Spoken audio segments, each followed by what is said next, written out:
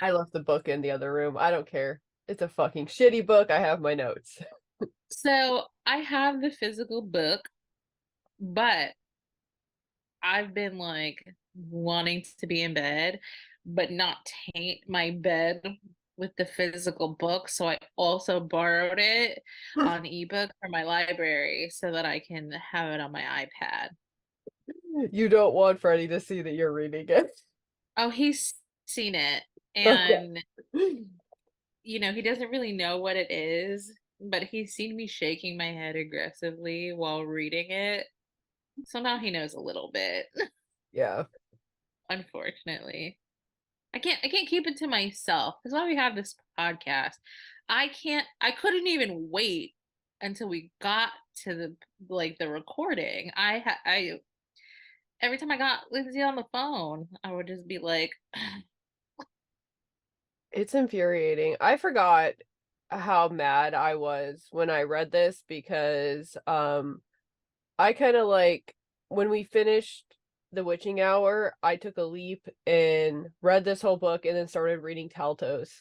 And I was skim reading when I did that really because I was oh, looking for like a certain story. Like I wanted to see what happened with Lasher and what happens with the next part of that.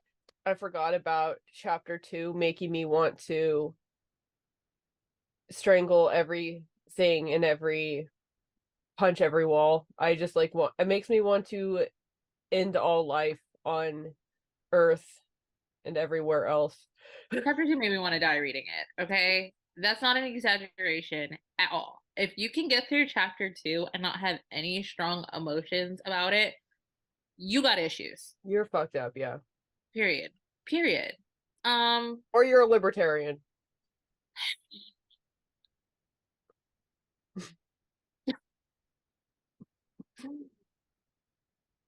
I just and chapter two was so long. It It was is. so long, and I have an issue. Let's talk about chapter one because it was a sneeze. Yeah.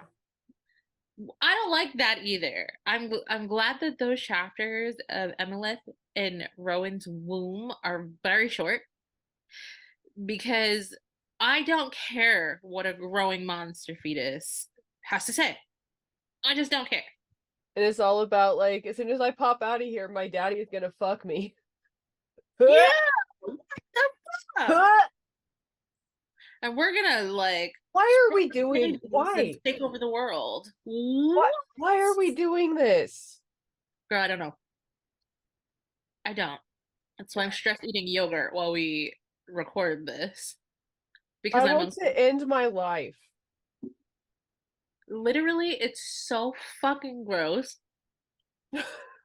I would with all the respect that I can muster after this. I also may have decided that Anne Rice is not my favorite author, and it's just that The Vampire Chronicles is my favorite series. I haven't even finished reading The Vampire Chronicles. So maybe I can't even say that. And I feel like with what's happening now, that when we finally get to those books, I'm going to be like, fuck no. I have favorite characters in this series. And I have some favorite, like, what the fuck moments. But it's not my favorite. I genuinely feel like that's what's going to end up happening because she's crushing my soul, bro. She's Yeah, crushing me I into feel the same way. I feel the same way. I understand that Taltos aren't human. So there's some, but I mean, if we could have just stuck with that, if we could have just, if MLS and Lasher's inappropriateness is all we had to deal with, I think to some level I could have been like, these aren't human. This is another thing that's outside of our culture, outside of our taboos. Like these aren't human beings, and I could have compartmentalized it a bit. But chapter 2 hits you with the realization that no, this is just fucked up. This is all so inappropriately fucked up. because it doesn't involve Emilith or Lasher in Mm. chapter two. Okay. It involves an adult woman writing a child like Yes. an adult woman in a Yeah. disgusting way. This is the type of shit that gives those libertarians the fucking bait to do this, because this is not the way a 12-year-old girl thinks. I know, No. I was a 12-year-old girl. I did not think like this. No, I kissed a boy when I was 13 and I thought it was so gross. I didn't kiss another one until I was like 18. And I know that that's not the norm for everybody, but that's just not a thing. The way that she's No. approaching everything. And I retract a statement that I made. I said I feel like Anne Rice doesn't know how to write teenagers, but after getting through the rest of that chapter, I that's not I don't think that's true. I think she has the capability of doing it.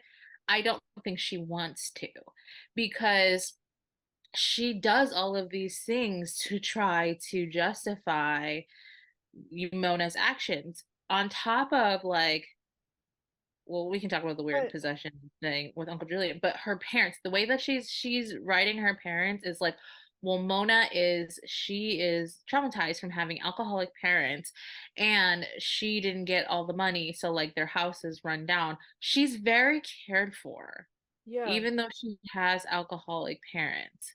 But I feel like Anne Rice is doing that to be like, well, Well, this is why. it's not even to forgive Mona, because I think that she's not looking to justify Mona at all. Mona is written as adult because she's a witch, right? So she is part of this supernatural lineage. So that's why it's not Mona. Even if all of this I was think going on in the head of a 12 or 13-year-old, the fact that Michael, I don't give a fuck if you're, I don't care if I'm not faulting Mona. the I'm not devil faulting is in Mona. your dick. I don't care if the devil himself has crawled into your urethra and is animating your dick.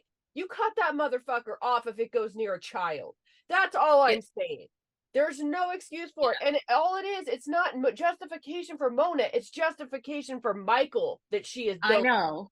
That's what I'm saying, but she's using Oh, these things about Mona to I know. justify why it could happen. It's all she's built this very elaborate web of like coddling Michael, who is a man she made up. Yes.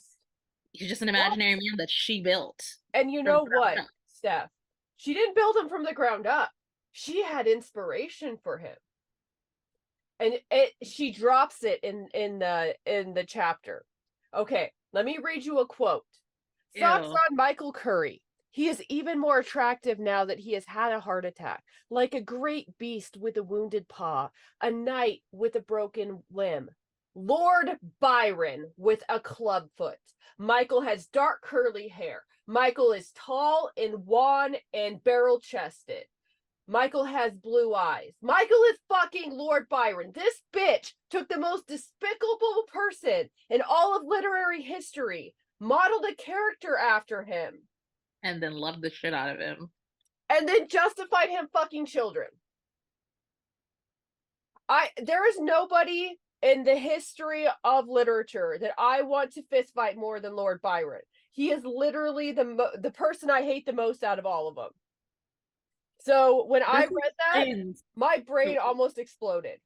this explains like the deep-seated hatred for Michael before I even considered reading these fucking books that you I don't had. remember seeing this in here either on the last read. The thing Yeah. is, like, I skimmed this shit because it's gross. And this time I was like, I'm gonna read this part because I know I skimmed it last time. And when I saw that, I screeched. I made a literal noise in my human body, not in my brain. When I'm reading and my brain is doing the work, my literal human body made a surprise noise. It That's happened to me before. Well, actually, it happened to me pretty much all of chapter 2, and it took me 3 days, maybe 4, to get through it because I had to keep putting it down. You want to talk Mona, more about the justifications, like how Mona has a computer program that's like set up to track her fucking every single Mayfair? yeah, she's literally hunting them down. She started with a decrepit Uncle Randall and then her cousin David, and she's just like, it's my duty to affect my cousins, uncles, and brothers and grandpas because I read this entire file. And I love how everyone now is getting their hands on this file. And I'm going to swallow what I have to say, and I'm going to talk about it later when we get to Gifford chapter, because I have feelings. I've got feelings. That one's just as bad.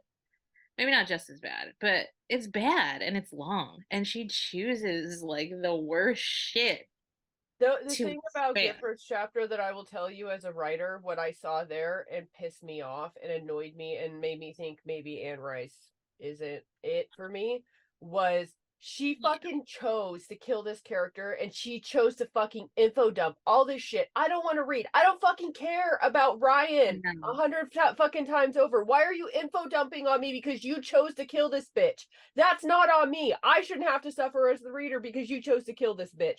Put it in other chapters if you want to. There were other times where Gifford was the viewpoint. Why you have to info dump just because you decide to murder the bitch? I don't care. I don't He fucking died? care. Yeah, her uterus explodes because Lasher comes in her. Did you not get that part where she's dying? No. And The I end read of that the this okay. morning. Well, we'll get back to that. We'll get back. Okay. Oh my God. Thank God I brought something to stress eat. This is when I can say this is not fucking enjoyable to me at all. It's like I'm being traumatized and I'm having to scrape my way through it. I've never felt like this before reading a fucking book. I think the first time I read this series, I was like so wildly entertained by like the gothic elements of it, which for me, the way it's gothic is that backloaded story. And I like personally as a writer, I like the way that there's like a tension on a wire that she pulls back and she like slowly builds slowly. And I like that. That's what I liked about it, which you get more in like the first book where you see like these flashes of stories from before and you see how this whole Mhm. world is built on top of this deep history, and that's how life is, and that's really interesting to me. But you throw all this other shit in, and now I'm old enough to process it and understand it and have emotions about it, and now I just want to fist fight everyone. I want to fist fight everyone. I hate this shit. I fucking used to love this series and now I'm just mad. No, I think it's a good thing I didn't read this when I was younger. So with Michael, God, he almost died in the fucking pool. He lost his baby and his wife. He's medicated out the woo-ha. Okay, he's just a devastated lump of a man, and Mona sees that he's vulnerable and she's gonna get in there. Um, and on top of that, Uncle Julian's ghost is in the fucking house. So like, you know, everyone's dazzled. I still don't think that that's enough. Like, No. Why are you still in the house? You stupid bitch. Why are you still there? My that's fucking weird to okay. me. If I'm a guy and I've knocked some lady up and this is my woman and she like has the baby, fucks it and runs away with it, I'm the fuck out. I have left this planet. I am probably on the dick ship telling Jeff Bezos I will mine rocks for him on Mars. I don't give a shit. I'm not here anymore. There's no way I'm staying in that house. No fucking shot. No I shot. almost choked on yogurt. The reality of this situation. No, it's fucked up. It's crazy pants. And the other thing that I do not fucking like about this chapter is because I knew this was gonna happen because you told me so. Okay? So this whole time I'm reading it and I'm like, oh, is he gonna do it? And then I'm like, no, I'm gonna get through this chapter and maybe he does it down the line. And then bam, right at the end. And then on top of that, Mona is like Eugenia catches them, and Mona's like, bitch, you want to keep your fucking job?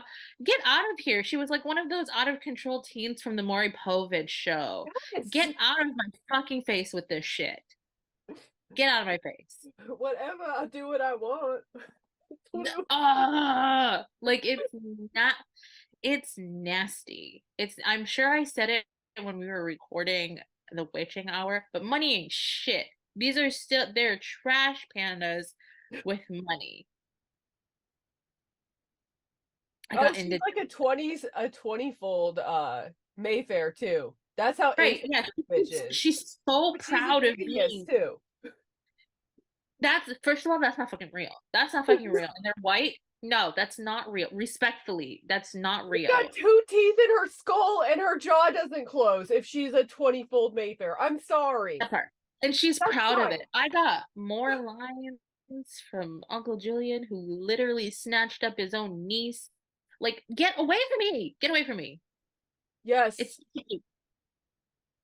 It's icky. And the thing is like the adults do not diffuse the situation at all. No, Her aunt calls her the whore of Babylon with the ribbon in her hair. that Bitch. shitty. Oh, also, like her obsession with like she can't wait to be an adult, but she also doesn't want to dress like one. She's obsessed with looking like a little girl. It's all very strange. It's like kinky, and that seems to be It's coming from somewhere. Where does that come from, author? again, with all due respect, there's something wrong in there because like this is your choice.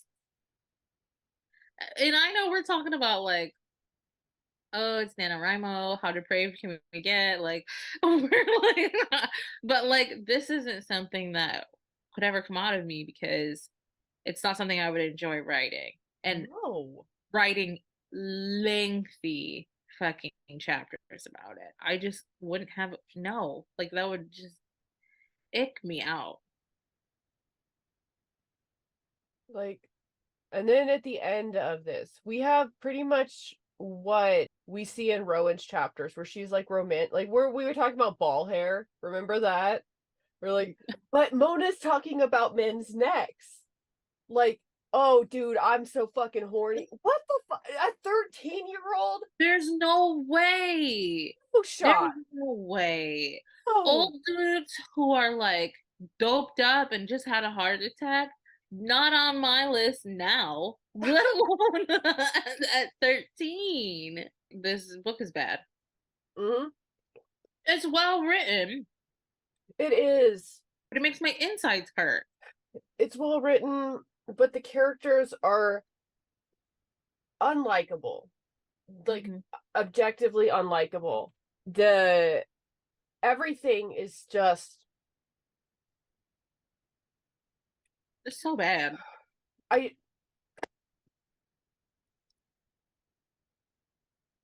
you know what I mean? Yeah. The one thing I'll say about it, the positive thing I'll say about this chapter is the fucking itself was mercifully short. Yeah. And also, it doesn't surprise me that that happened that way. No, but Rowan likes it. Remember, she likes that he can only do it once and can't do it again. Because he's an old guy and his heart will explode. Yeah. Oh my gosh. Sorry, I'm still distracted by Gifford chapter. No. We'll get there. Okay. I think, like, honestly, we can close the door on chapter 2 here. Right. It's just, also, I do want to say that adding the computer jargon in here, which I think she thought was really cool. As a writer, you're told not to throw jargon into stuff because it's boring. It's fucking boring. And it dates this massively. Yeah, it does. So I'm just saying, like, for future writers, if you're looking to write some unhinged shit, like, go for it, but do not fucking throw jargon in here. It looks stupid. I'm like cringing the whole time. Literally, because it's just like a boomer. Like, you're a boomer, and then this boomer is turning around writing child pornography. So, yep. Like, chapter 3 was boring as fuck. I'm just gonna say it. I don't give a shit about Lark. I don't give a shit about any of that shit. I liked it. It was such a nice break from the shit in chapter 2. Okay. I was like, okay, so like Rowan is on the lam. She's doing all this mysterious shit. And then we're getting these spooky doctors in. I thought it was very cool that, they're collecting these samples and it's like a race against the Talamasca. Probably the most excitement came from my own imagination because I was so excited to be done with chapter 2. I didn't mind chapter 3 at all. That was Okay. great. I think that to me it introduces this undercurrent in the Talamasca that they don't bother to start explaining until book 3 that I don't quite like. Because I think it's underdeveloped, and that's part of my problem. Like Stolov and like that whole thing, you'll find that that becomes a problem, a big problem that Oh. ends up taking out somebody that we care very much for. But No!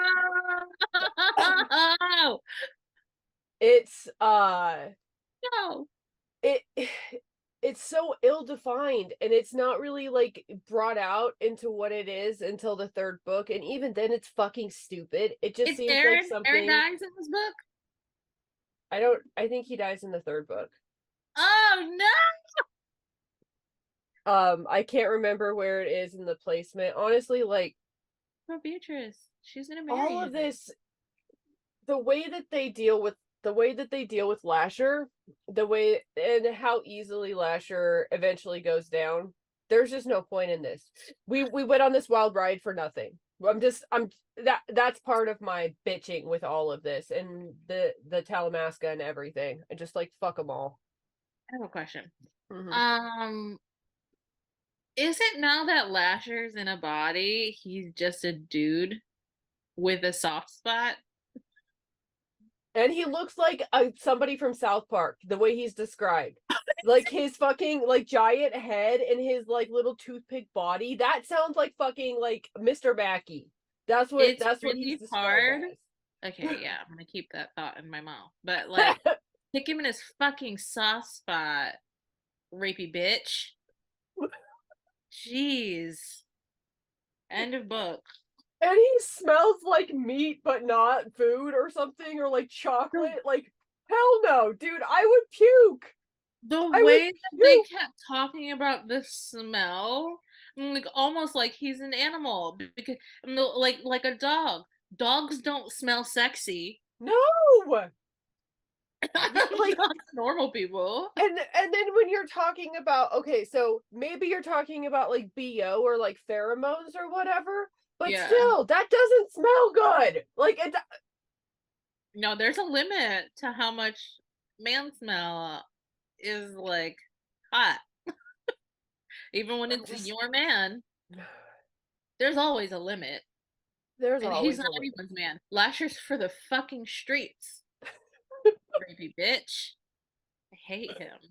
He's so weird and gross to me. He is. It's so bad. And then when they actually kind of get down to like describing pretty much what the Mayfairs are and what Lasher is in this, that's the only thing that this chapter does that's interesting. Although they really did need to couch it in the way she writes dialogue I is liked it. it bothers me. It's so circular. I hate the way Yeah. that everything. It's like you could make this so much shorter, and then I wouldn't be so annoyed You with it. know she doesn't believe in that. 60-page motherfucking chapters. You know she doesn't believe in that. But this is like classical traditional publishing. She had editors. It's not just her. Her editors looked at this and were like, "We can't do anything else. This is perfect." Nowadays, if you release something like this on fucking like Amazon, you just like self-publish this, everyone would be in your shit telling you to edit your shit. That's all I'm saying. I mean, there might still be people, I mean, doing that with her work and not even about the content like us. They could literally just be bitching about that somewhere on the internet, I'm sure. Yeah. Too late. It's out there. We read it. Yeah. Too late. I mean, I have the same critique of fucking Herman Melville, but the difference is we're talking about somebody who lived at a very different time period, and the publishing industry was very different versus now. Like in my lifetime, this fucking book came out. Okay, in your lifetime, this fucking book came out. I don't want to talk about that. This I bitch was don't. alive like a few years ago. Literally, I cried when she died. I did I too, did. and now I'm mad about it. I think part. Yeah. Like, with all due respect, I think that that's very interesting because this is the kind of people who we are. Like, I will not excuse you for doing this shit. It just happened to be I didn't know about this shit beforehand. I won't. I can't. It just sits there. Every time I read something else, I'm like, you know what this reminds me of? That garbage. Yeah.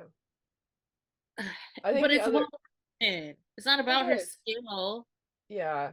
The other thing about Larkin, I think that's annoying, he has the personality of a fucking rock, and so does Yeah, the he other does. guy. And so that's the problem is it's like two rocks talking to each other. It's like if we could have taken some of the With word googly count eyes. out of like the circular word count and like flesh the characters out a little bit more, besides just the fact like I know Larkin wants to fuck Rowan and that's why he's doing this. And Yeah. again, that's just like Mary Sue's Rowan out again, which I don't like calling every character a Mary Sue, but what the fuck else would you call Rowan? She's perfect in every fucking way, according to her. Even I though don't know, she's dude. a fucking psycho. She's a sociopath. And those seem to be apparently the kind of people who get the money. So, like, the two rocks talking to each other, sure. But I assume because I'm just like a basic bitch who works in fashion and has a podcast and reads a lot of books, that science boys and medical boys are like that. Okay. All Sorry, right. Fair that's not enough. true. Okay, fair enough. That's just how I feel. I mean, I have talked to some tech bros on Tinder before, and fair enough. Rock? Yeah. Okay, let's talk about Gifford's chapter. Mm. I'm dying. I'm dying because in my heart, this should have been a short chapter. Okay, even if I didn't realize that her uterus fucking exploded, I'm gonna have to reread that part. Yep. Her uterus Unfortunately. exploded at the end. Didn't you see? Okay, the thing about that is at the very end of that chapter, the last few lines, and I posted this to fucking Instagram because it fucking fucked me up so bad. But here's the deal. She is talking, she's writing this book in third person. It's a third person narrative, right? All of a sudden, at the end of Gifford's chapter, she slips into first person, saying, "Is it all worth it? I don't know."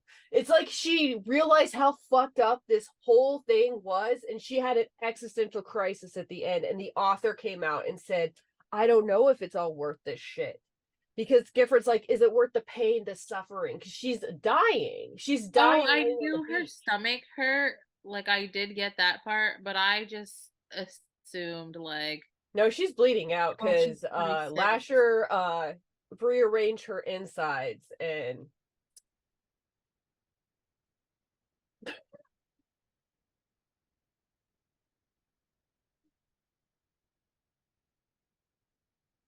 yeah. Yep.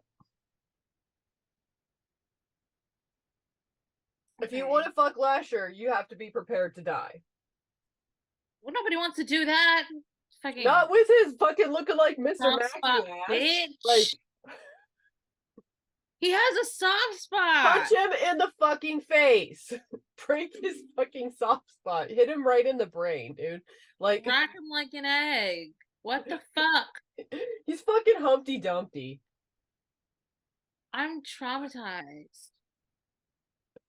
This Humpty Dumpty ass bitch. And like I said, because Anne makes the unfortunate decision to kill Gifford there, we have to weather this info dump that is again her like But waxing philosophical on her niece and everything else. Like we didn't I get enough of hate that in that. Mona's chapter.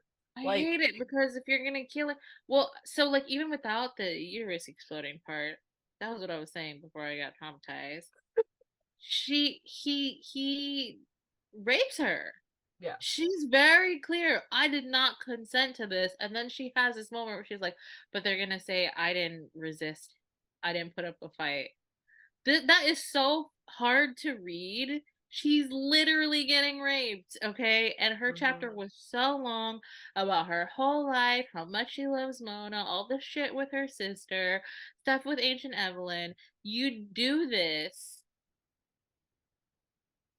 with like wanting an emotional attachment to this character and then explode her uterus. Yeah. That's fucked up. She could have Not just left that short. not just that, like she describes her relationship with Ryan throughout that about how like it's perfect on the surface. Everything's beautiful. I have a beautiful life. We're rich. We have all this shit. My husband is so fucking hot. But she doesn't talk about like loving him or being on fire for him or any of that shit. But when Lasher starts ripping her tights, that's like the first thing she fucking says is how her body is reacting to it, like she's being burned up. And I don't know what that says particularly, but I don't think I I don't like it. You know what I mean? I don't like it. I don't like it at all. And no, I really hate it. Actually, like I really didn't like reading any of that. And I hate the fact that this is going to come out of my mouth because I don't ever want to have said something like this. Just because you come doesn't mean you weren't raped. Yeah. It doesn't. And No. she's talking about all these orgasms and stuff. Lasher is a gross, ugly bitch, He but smells terrible. he's literally designed to elicit that reaction Yeah. from the Mayfairs because of whatever this interbreeding and all this witchcraft shit. That's all it is. It's just chemicals. Yeah. Okay? And that she had to think about that before she died is Yeah. disgusting. Yeah. Ew. Yeah. How many more chapters are there like this? I don't know. I don't remember. I do know that Lasher goes through a lot of the Mayfairs, but it's not described in a detail like this one. Why do you Lasher think he's trying to make more babies. That's what Lasher is doing. Because Lasher, on the other side, is a romantic spirit that is trying to, court this line throughout history. But the courting is over. Now he's just an animal that wants to reproduce himself. But he And can only do it with Mayfair's hoping that they have the chromosomes, right? right, that they have the Okay. right and even if they have the right chromosomes, it might still, because like Rowan loses several times too. Rowan has pregnancy losses with him. If Well, you in the beginning, like she talks about, or no, it's actually the chapter with the doctors, they talk about it, that yeah. they had lost before. So because it's a crapshoot when you're dealing with like genetics and shit, especially with like faulty genetics like this is. It's just, and chapter 5 is just another one of those MLS ones. And like Mona's tied up on a soiled bed because Lasher's out with Rowan is, yeah. trying to make more babies. Yep. Oh my god. Yep. Like, I don't like Rowan, but like she Yeah. doesn't deserve that. Yeah. Yeah. That's crazy. I know. The other thing about like Gifford's reaction to Lasher is like how she's like frightened by him at first and like the way he appears. And I think what's interesting is I think Anne Rice might have read something about like Uncanny Valley and like how there's something that's humanoid that looks human and we are conditioned to think it's a predator. And I think that's what Lasher is supposed to be, because he's like a race of proto-human that evolved alongside humans, but we're not genetically compatible, and there's all Yeah. these things to it. And apparently humans wiped out Taltos, which we find out later on and stuff. So yeah, it's yeah. He's just human enough for me to fucking hate him. He's just human enough for me to be like, hey baby, let me tie you to the bed, and then get like something very like a lamp, and like I'll get a tech bro and shove it into his soft spot. Someone has to do it. Hey, no, So I that's got the not how he perfect cudgel. My fucking computer that's a piece of shit. period.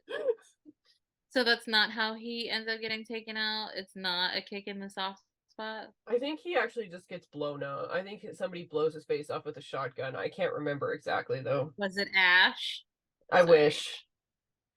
That'd be a good crossover. It should be Groovy. Ash. Oh no, maybe I it don't know. is the soft spot. I can't remember. Fuck it. That would be nice. Just kick him in the fucking soft spot. Fucking baby bitch. I'm taking a day break before I read any more of this. Just fuck Same. this book. This book sucks. It's well written. That doesn't mean it. Just because it's well written doesn't mean it doesn't suck. Yeah, it's stressful. Thank you for listening to the Annegirls Podcast. You can find us on the internet at annegirls.ghostinthemagazine.site.